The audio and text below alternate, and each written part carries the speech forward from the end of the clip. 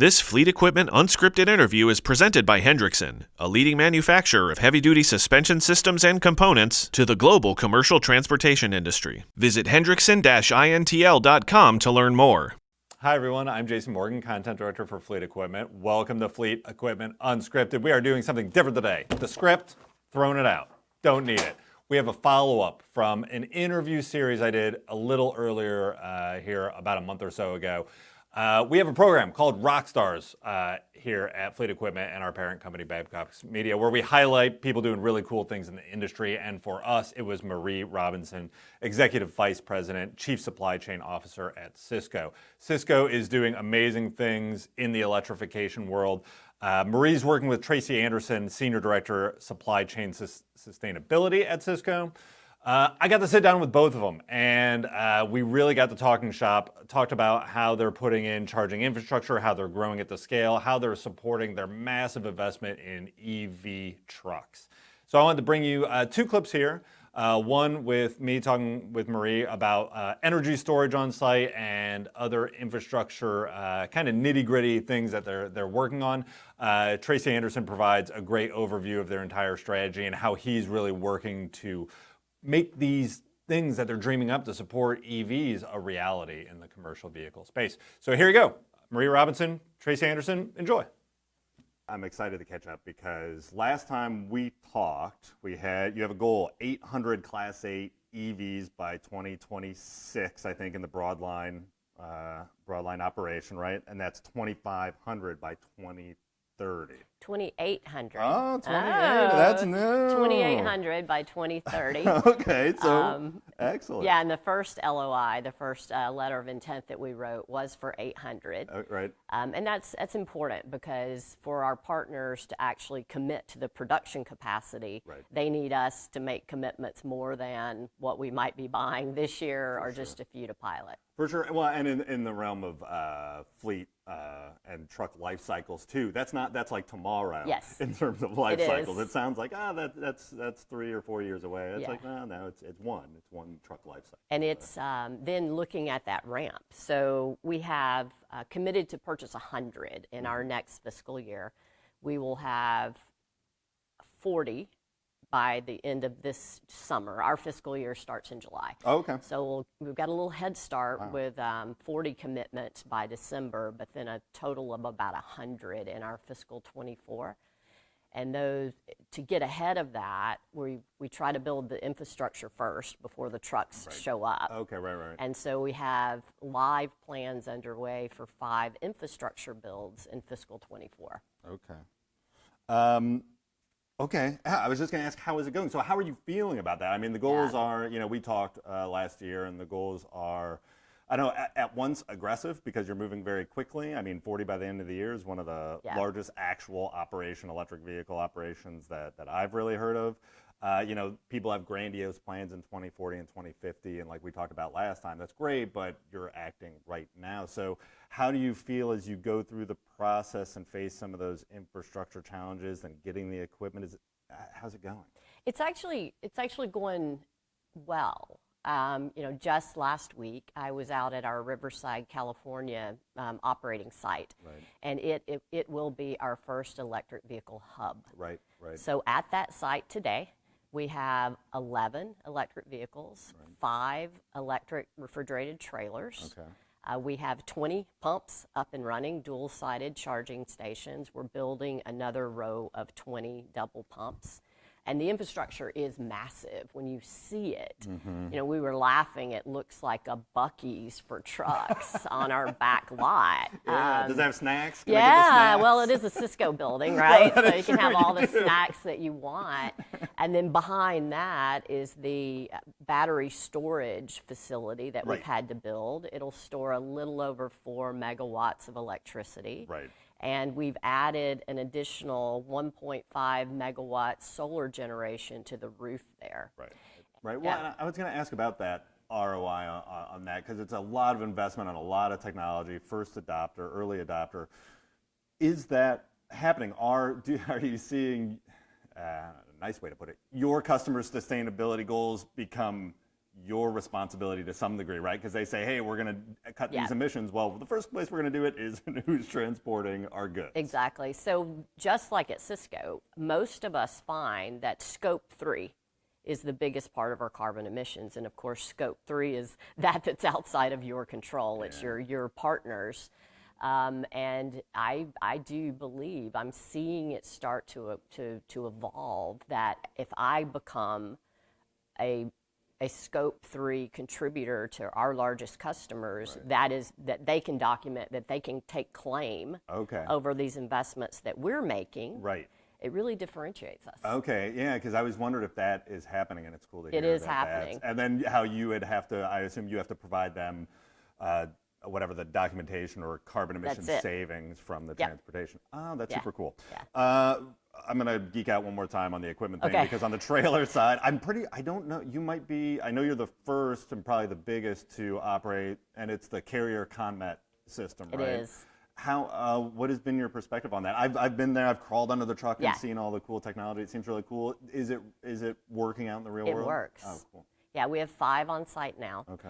And we've put it to the test. You know, they were, it was interesting. There's a delivery that got made last week in Riverside, in one of the mountain towns, you know, in the high desert. Oh, right. And by the time the trailer got back down, it was at 0 emission. So it had regenerated itself. Oh, right. Okay. So it had drained the batteries a bit as it went up. But as the trailer was coming back down the mountain, it had completely recharged the batteries. Oh, so where you went, where you were at the battery going up, you were coming down. Oh, that's super cool. We've learned it takes about 30 minutes of run time to completely recharge the batteries. Oh, that's really cool. And I mean, you know, you all would be on the front lines of knowing how important maintaining that cold chain is, and that can't fail. It cannot fail. Hey, if the truck runs out of gas or energy, that's fine as long as the goods are fine. You know what I mean? Yep. So that's really cool to hear.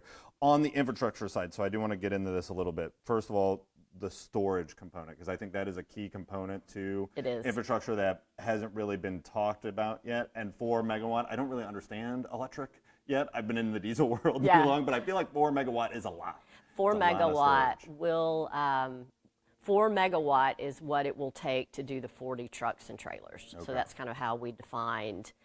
So like from a full storage, charging them. Okay. Yeah, and the charging system that we're using can charge the truck from 0 to full in about 3 hours. Okay. Wow. So you know, we actually feel we feel blessed and lucky. Right. It just happens that our use case, our dwell times, it fits this world, which is really what has allowed us to move with confidence.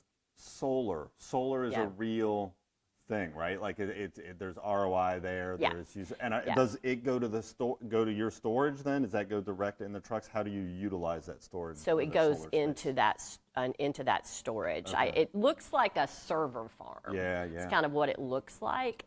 So it's a bunch of battery storage units that look like a server farm.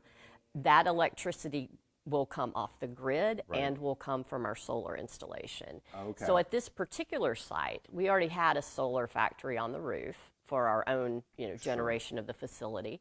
It was about 1 megawatt. So we've added 1.5 specifically to make sure that we have a constant stream of supply to charge that battery field. I see. So any energy coming in goes to the batteries first, so from the grid goes to the batteries first and then out? Oh, okay, that's super interesting. Yeah. Okay. You mentioned 5 new sites, and last time we talked, just getting these projects off the ground, working with the states and utilities was one of the biggest challenges. First, is that still the biggest challenge? It is still a challenge. So what we've learned is that we actually need to start the design, planning, and development about 18 months before the trucks start showing up. Right, okay. So we've gotten a lot smarter over the past year. The 5 that we're building in our fiscal 25, those plans are already done. Permitting is underway. Ground will get broken soon. And my team is actually starting to work on the next 8 that will come in fiscal 25. Oh, wow. Okay. Yeah. What we're trying to get good at internally now is The engineers who work specifically on the grid development, we need to get good at turning that over to our construction teams. And we were having a conversation last week about you get to this point where it's like pencils down, turn it to construction. And that's tough. That's tough with these really creative, brilliant minds. Oh my gosh. Because you have done a ton with Class 8 already. You had the charging depot event here last week as well. We're going to be charging them, and you've got a number of them running around. What have been your biggest eye-opening moments in rolling out EV trucks? There've been a number of them, but I would say, you've seen electric vehicles on the road, but when you get to this scale, this size of battery, and then you roll them out at scale. The thing that's been really eye-opening for me, no one's done it before. And even when you talk to a lot of your partners that are going to be building, engineering, designing, it's like, oh yeah, we've done that, and they have done some things at scale, but a passenger car at scale versus Class 8 tractor at scale is a whole other ball of wax. Right. Especially when you start rolling into the operating plan and ensuring your standards of operation are met, and thinking about that, not just getting this charging in as cheaply as possible. Yeah. So what goes into that? I mean, that's how you're operating. That's not the ROI portion, is it? It's standards and practices. It's all linked. Okay. If you really think about it, think about a fleet like ours.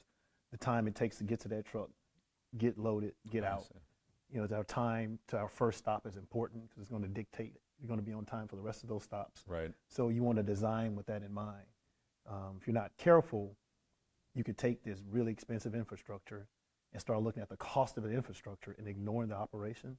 Right. And you might put that infrastructure into place that's going to impact your operations, meaning that, it might be easier to put it in this back corner. Right. Because the power is there and there's grass and you can dig and it's right there. I see. But now you've extended the time to get off the site. And so you have to keep all of that in mind. I see. Have you seen any uptick in the speed or rate of delivery? Early days when some of the pilots were happening, there were some people talking about trucks were getting there a little sooner. A lot of that torque, that power, you know what I mean? When you add up all the moving, it added up to real minutes. Are you seeing anything like that? Not as of yet. We are still super early. We had our Earth Day kickoff this past week. As a groundbreaking ceremony. We've gotten a row of chargers laid out, no power to those chargers yet.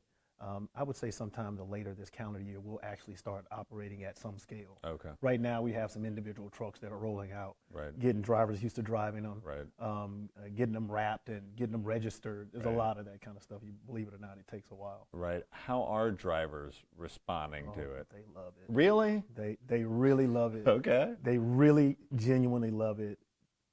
I was able to do a ride along with a diesel driver here when I first got with Sysco. My first time being in a truck, to be honest with you, and I was floored by how rocky. The fumes. Yep. I mean, it was taxing. Yeah, it's a hard job. job. I didn't pick up a single box, but if you do a 14-hour day, you can see how that adds up. This thing is like it's sliding on ice. It's a great vehicle. It's really smooth, and it changes the environment for them. And you're doing the job that hard. Yep. Anything that can make your job a little easier, I think that's something that we can celebrate. Yeah, and I think, drivers unfairly get painted as technology adverse, right, or pushing it away. And they take a lot of pride in their job, and it is a hard job, and the ones that have been doing it for a long time take pride. So it's cool to see that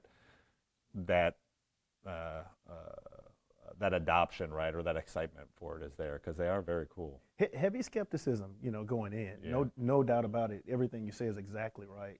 And we got the right people involved at our sites, educated them about what we're doing, what this means to them, and ask for their feedback, their honest feedback, across a number of vehicle manufacturers. And but to a person, we haven't seen a person yet that's driven them that says they're not awesome. Right, that's the key to get in and drive around. It is such a different experience. On the infrastructure side, what have you learned there, or what would you like to see? I mean, I think that's the portion of the conversation now that is really getting a lot of focus, and it's really hard. It's really hard to do. So what are some tips that you might have, or what would you like to see now going down the road that would make this pull through a little easier? I'll take the second question first. The tips are the early engagement, early planning. Yeah. And even before you engage with the utility, and I think this is where we did some things right. We did a lot wrong as we tried to learn this. We did some things right. Yeah. One of the things we did right, before we got to the utility, we planned out as best we could what we thought the site should look like. Right. We wanted to know, based on, in fact, we thought of our standard operating procedure for an EV, what would that look like? And we did block diagrams of where things would go. Mm-hmm. Forget where the power comes in, right? Mm-hmm. We'll fix that later, Mm-hmm. but what's best for us? And we knew the number of trucks, number of trailers. We can go to utility and say, this is our plan. Mm-hmm. In fact, we'd even do construction drawings to about a 30% level. Oh, wow, okay. And take it to them and say, this is our plan. Right. Now they know exactly what they're doing. So that early engagement starts internally, Yeah. and then taking a plan to the utility, also early engagement, and they know where you're going. Right. So I would say that's the advice that I would give anybody, and it's a multi-year process. It just is. Right. We think that'll get better, but in terms of what I'd like to see, there's so much instability, and maybe instability is the wrong word. When you talk about new players in the infrastructure world, specifically the charging, and you're trying to do this at scale, and so now you're learning for the first time which charging company is going to be your best fit. Yeah. What type of what type of charging you're going to actually have, and then which one works best with the actual truck you're using, because it's not to be assumed that just because I have a great charger and because I have a great truck, that they're going to work together. There are some things you have to learn there. And so when those start to standardize and the cream rises to the top, I think it'll be a little bit easier. We have our partners we'll work with, and we're going through RFPs right now to really lock in on some key partnerships. Yeah. And then start moving as the generations change, second generation, third generation for your truck, second, third, fourth generation for your charger. Right. They're moving in sequence together. Right. And we know that an update to one doesn't impact the operation of the other. Right. Well, and that the company will still be there. They will be there.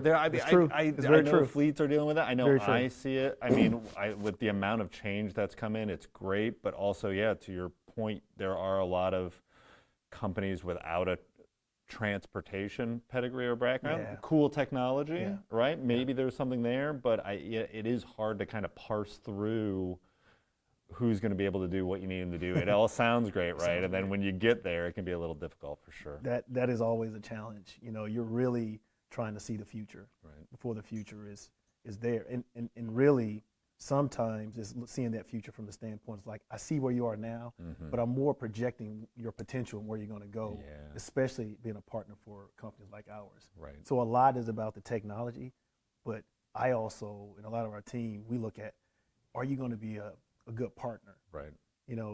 Are you going to be flexible and amenable to change and doing things a little differently and thinking outside of the box and moving in the same direction we'd like to move in? I think that's as critical as the technology itself. Right. So a lot of the sustainability improvement and vision that Marie talked about this morning falls on your plate. So when you look at that, and you all have wonderful, very, very, I would even say aggressive short-term goals. I think probably one of the most aggressive in the transportation fleet industry. What does that mean to you? Why do you get up every day and continue to try to answer the unanswerable or the stuff that people haven't done yet? Sometimes you get bogged down in your day-to-day role. Sometimes, if you're not careful, you can forget why you are doing it. Right.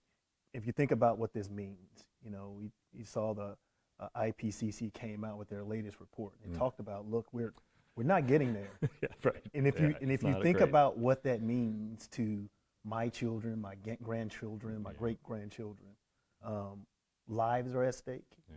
And I don't think that's overstating it. Our food supply, obviously, just comfort in general. Right. All of that is in stake. The world that I live in could be dramatically different if we don't do that. I'm working for a company that takes it seriously and putting their dollars where their mouth is, and it's not just a talking point. Right. So I think it gets me up in the morning. Right. I think it gets most of us up in the morning because it means something. And whenever you're doing something that means something to you, it's easy to get lost in it and really try to solve it. Right. Well,